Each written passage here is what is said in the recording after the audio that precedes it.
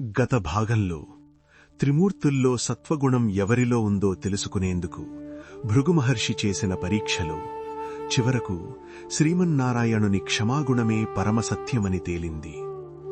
ఈ మహత్తర పరీక్ష ఎలా మొదలయ్యిందో, బ్రహ్మా శివుల వద్ద ఏమి జరిగిందో తెలుసుకోవాలంటే తప్పక మా మొదటి ఎపిసోడ్ చూడండి. ఈరోజు ఆ సంఘటన తరువాత జరిగిన ఒక మహాపరిణామాన్ని తెలుసుకుందాం.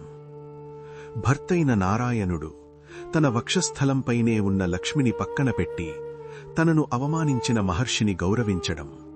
ఈ దృశ్యం లక్ష్మీమాతకు తీవ్రమైన వేదన కలిగించింది. ఆమె మనసులో ఒక ఆలోచన మొదలయ్యింది. నాకు స్థానం ఉన్నది వక్షస్థలమే, కాని నా గౌరవాన్ని తాకినప్పుడు ఆయన మౌనంగా ఉండిపోయారు. లక్ష్మీదేవి ఏమీ మాట్లాడలేదు. కోపంతో కాదు, గాఢమైన మౌనంతో. ఆ మౌనం వైకుంఠాన్నే కదిలించింది. లక్ష్మీమాత నిశ్శబ్దంగా వైకుంఠాన్ని విడిచిపెట్టింది. దేవతలు, నారదుడు, అనంతుడు ఎవరికీ ముందుగా చెప్పలేదు. ఆమె అడుగులు భూలోకాన్ని చేరాయి.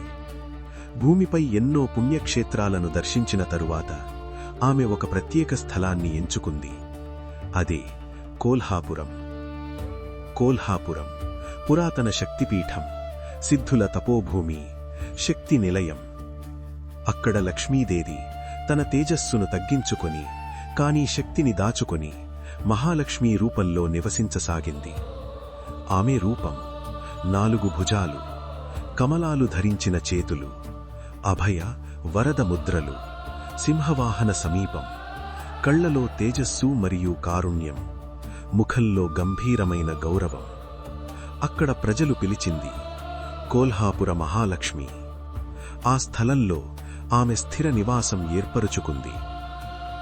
మరోవైపు వైకుంఠంలో లక్ష్మీదేవి లేని వైకుంఠం శూన్యంగా మారిపోయింది.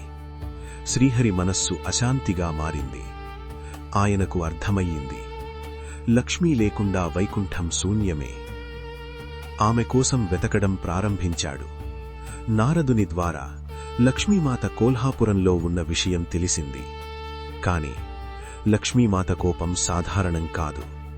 ఆమెను నేరుగా వైకుంఠానికి తీసుకురావడం సాధ్యం కాదని ఆయన గ్రహించాడు. అప్పుడు శ్రీహరి ఒక మహానిర్ణయం తీసుకున్నాడు. నేనే భూమిపై అవతరిస్తాను. ఆమెను తిరిగి పొందే మార్గం అదే. అలా శ్రీహరి శ్రీనివాసుడిగా అవతరించడానికి కారణమయ్యింది. అదే ఈ కథ యొక్క మూల బిందువు. లక్ష్మీమాత కోల్హాపురంలో నివసించడమే శ్రీనివాస అవతారానికి కారణమయ్యింది. ఆమె లేకుండా వైకుంఠం శూన్యం. శ్రీహరి విరహం, భూలోక అవతారం, వెంకటాచల నివాసం, పద్మావతి కళ్యాణం, తిరుమల మహిమ, ఈ అన్నింటికీ మూలం భృగు మహర్షి చేసిన ఒక్క పరీక్ష, లక్ష్మీమాత గౌరవానికి వచ్చిన గాయం.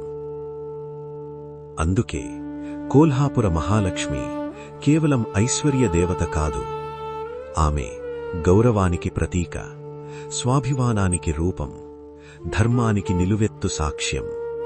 మరియు తిరుమలలో వెలసిన శ్రీనివాసుని కథకు మొదటి అధ్యాయం కూడా ఆమెదే.